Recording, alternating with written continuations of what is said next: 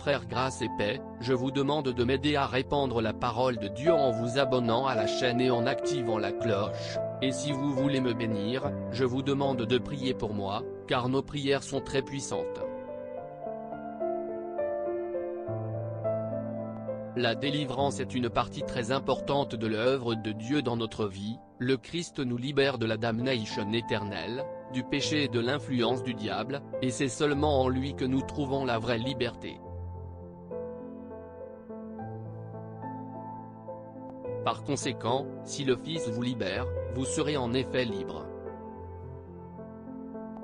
La Bible parle beaucoup de types de libération, et le plus important d'entre eux est certainement spirituel, parce que sans elle, il est impossible d'être vraiment heureux. Tout comme une personne peut être opprimée et asservie par une autre, il peut aussi être esclave par le péché, et par conséquent par les forces du diable, et nous ne le faisons pas réussir à nous libérer de cette prison. Nous avons besoin de quelqu'un plus fort que nous, nous avons besoin de Jésus. La Bible dit que le Fils de Dieu est venu à cette terre pour détruire les œuvres du diable, donc nous devons donner notre vie à lui, et ne pas revenir sur notre décision. Alors si vous voulez avoir une vie victorieuse, et être totalement libéré, prendre que 5 pas dans votre vie à partir de maintenant. La première étape: accepte Jésus comme votre Seigneur et Sauveur. C'est bien plus qu'un simple choix. Le terme à accepter, au sens biblique, signifie croire, faire confiance et suivre.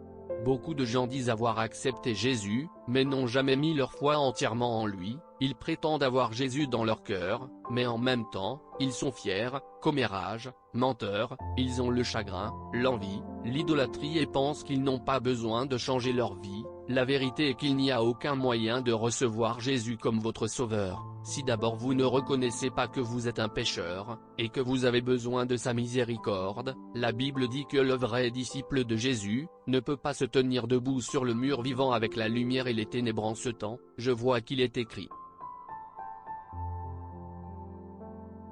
celui qui dit « Je le connais », mais qui n'obéit pas à ses commandements, est un menteur, et la vérité n'est pas en lui. Mais si quelqu'un obéit à sa parole, l'amour de Dieu est vraiment parfait en lui. Nous savons ainsi que nous sommes en lui. Celui qui prétend rester en lui doit marcher comme il marchait.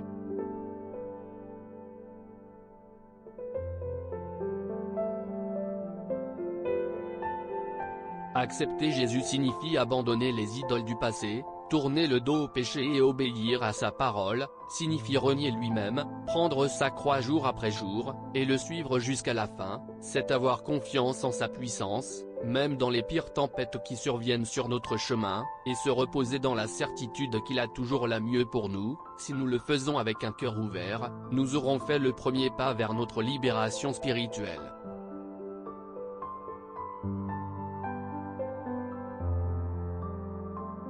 La deuxième étape, marcher dans la sainteté. Le mot saint signifie séparé, c'est-à-dire, si vous voulez être libéré du joug de Satan, vous ne pouvez plus faire sa volonté, parce que maintenant vous êtes la propriété exclusive de Dieu et il veut que vous soyez son seul, voire qu'il est écrit: ne vous mettez pas dans un joug inégal avec les mécréants, car qu'ont en commun la justice et la méchanceté? Ou quelle communion la lumière peut-elle avoir avec les ténèbres? Quelle harmonie entre le Christ et le Bélial? Qu'est-ce qui est commun entre le croyant et l'incroyant?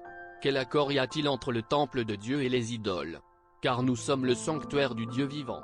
Comme Dieu a dit: j'habiterai avec eux, et je marcherai au milieu d'eux, je serai leur Dieu, et ils seront mon peuple. C'est pourquoi, sortez du milieu d'eux et séparez-vous, dit le Seigneur. Ne touchez pas à des choses impures, et je vous recevrai et je serai pour vous un père, et vous serez mes enfants et mes enfants, dit le Seigneur Tout-Puissant. Ça veut dire que nous ne pécherons plus jamais? Non, parce que le péché est entré dans le monde par Adam et Ève. L'être humain est impur par nature, peu importe combien Jésus est mort sur la croix pour nous justifier du péché. Tant que nous vivons dans ce monde, pas dans ce monde, nous ne serons pas en mesure d'être totalement saints. Cela n'arrivera que dans l'éternité, Puis vivre dans sainteté signifie haïr le péché, le reconnaître dans votre vie, et combattre pour qu'il ne domine pas votre cœur, parce que si c'est le cas, le diable vous contrôlera et vous conduira à prendre des décisions qui vont à l'encontre de la volonté de Dieu, et qui vous conduiront à la mort spirituelle. Mais si chaque jour, vous priez et veillez sur, et cherchez une vie de sainteté, vous commencerez à expérimenter la liberté que le Seigneur a planifiée pour vous. Donc je veux vous demander, qui gouverne votre cœur aujourd'hui? Le Christ ou le péché? Si vous voulez être libéré, demandez pardon pour vos erreurs, et ne laissez pas le péché vous asservir à nouveau.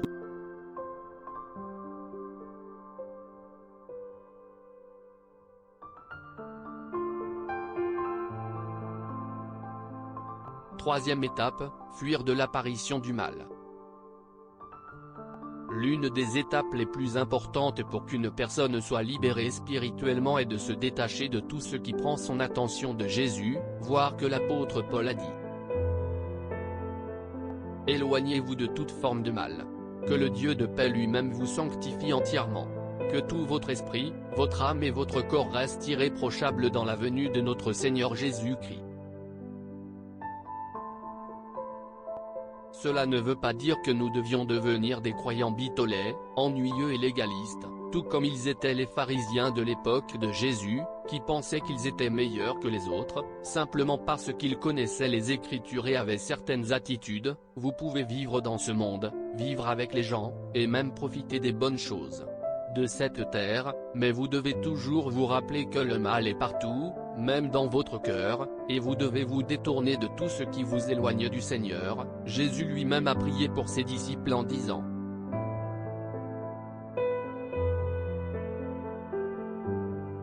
Père, je ne vous demande pas de les sortir du monde, mais de les libérer du mal. Étape 4, soyez pleins de l'Esprit Saint. C'est une autre étape très importante pour notre libération, et pour que cela se produise, vous devez d'abord vous vider de l'orgueil, de l'autosuffisance, du ressentiment, de la colère, et de tout ce qui vous éloigne de Dieu. Le mot vide signifie rendre vide, quitter, c'est-à-dire que nous devons quitter nos cœurs pour donner place à le Saint-Esprit de Dieu. Mais si nous sommes remplis de volonté de soi, de vanité, de murmures, alors l'Esprit Saint n'aura pas de place pour agir dans nos vies. Jusqu'à ce que nous mourons pour nous, nous ne pouvons pas vivre une vie pleine d'esprit. Voir ce que dit la Bible.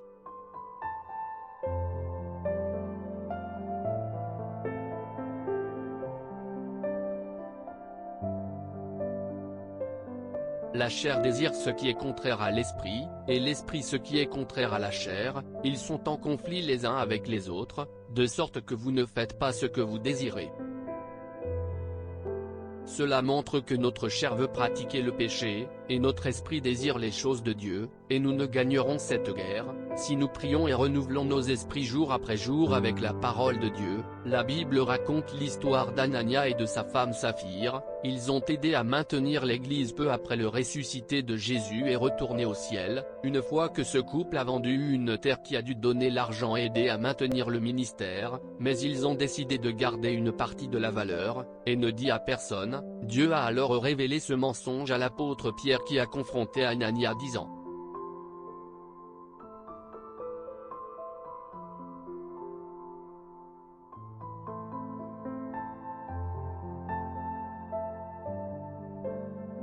Anania, comment avez-vous permis à Satan de remplir votre cœur au point de mentir à l'Esprit Saint et de garder une partie de l'argent que vous avez reçu pour la propriété?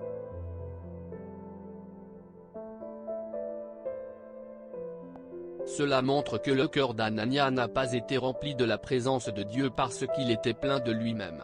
Ainsi Satan est entré et l'a fait mentir, et le prix de ce péché était la mort de lui et de sa femme Saphir, et de même le diable est entré dans la vie de beaucoup de gens qui ont abandonné les voies du Seigneur, et seulement après qu'ils se rendent compte combien cela coûte de faire ce choix.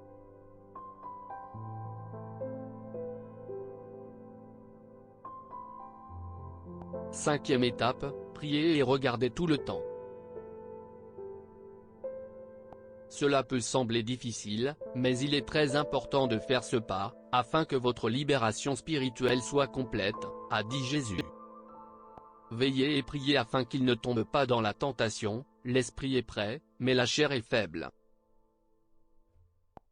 Regarder et prier ne signifie pas que vous devez être enfermé dans votre chambre 24 heures sur 24, c'est pratiquement impossible de nos jours, parce que nous avons tous un engagement à travailler, à la famille, à nos amis et à nous-mêmes. Prier et regarder toujours être dans l'esprit de prière, et en contact avec Dieu, indépendamment où vous êtes. Il est tout à fait possible de vivre de cette façon, juste que vous êtes avec vos pensées tournées vers les choses d'en haut, et que dans votre cœur, il y a un désir sincère de ne pas perdre la communion avec le Père, alors que nous sommes dans la prière et toujours regarder de ne pas être trompés. Satan, la Bible dit que le diable vit autour de nous, rugissant comme un lion, cherchant à dévorer ceux qui sont si loin de la présence de Dieu, mais quand nous prions et observons, il fuit parce que plus grand est celui qui est en nous que celui qui est dans le monde.